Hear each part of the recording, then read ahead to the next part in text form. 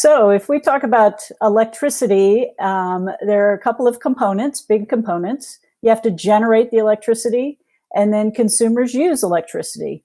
And the mystery of how it gets from generators to consumers, we call transmission.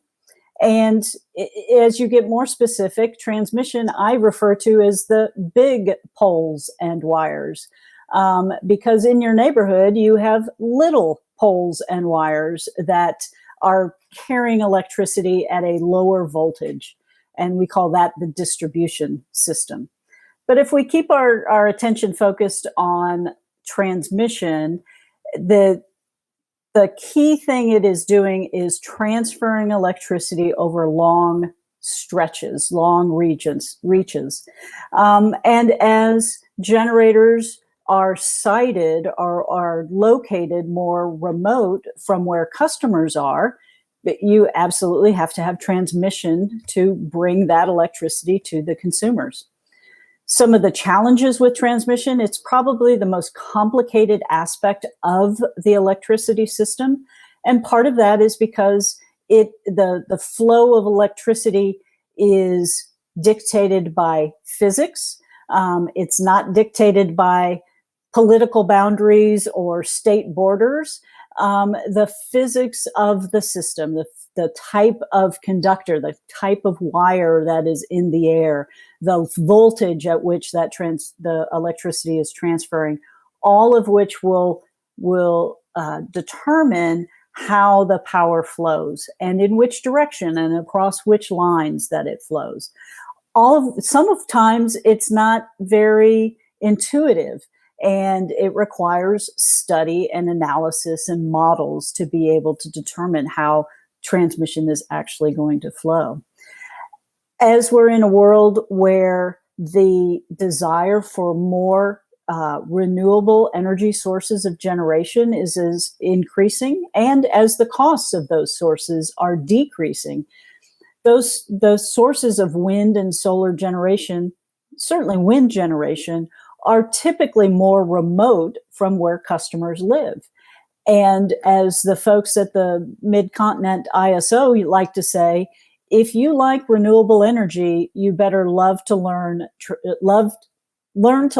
better learn to love transmission, because you can't get that good renewable energy from Iowa to Chicago without transmission. You can't get that good renewable wind powered energy from West Texas to Austin, Texas, where I am, without transmission. And so how do we foster transmission? How do we make sure it gets built in the most efficient and least disruptive manner? Unfortunately, those processes are generally state specific.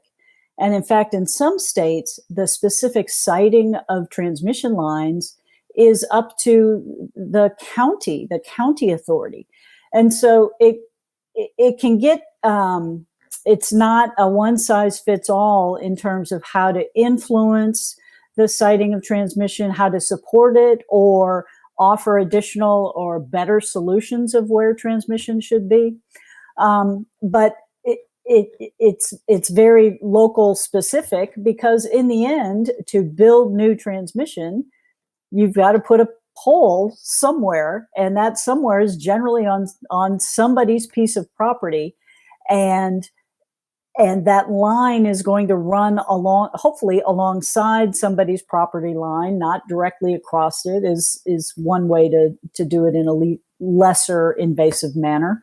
But those specific siting decisions are very local, are very specific, and often where the most resistance to building new facilities come from. And part of that resistance, I think, comes from a lack of early involvement. What are we trying to accomplish? Why do we need this transmission line? What are the benefits that it's intended to bring to those that are impacted? And companies that have those conversations early And clearly, with affected landowners, in my experience, are generally more successful in finding a route, finding a specific path for transmission to be built. And as always, it's easier, anytime you're trying to build something, it's always easier to say no than to say, here's another idea, or consider this less invasive idea.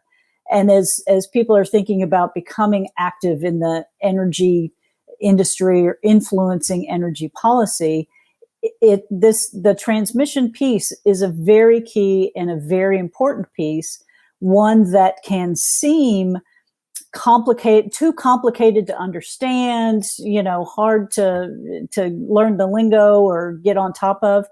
But in reality, the siting of a transmission line is really about siting specific poles, specific towers that are going to support the wire that moves from one location to another location.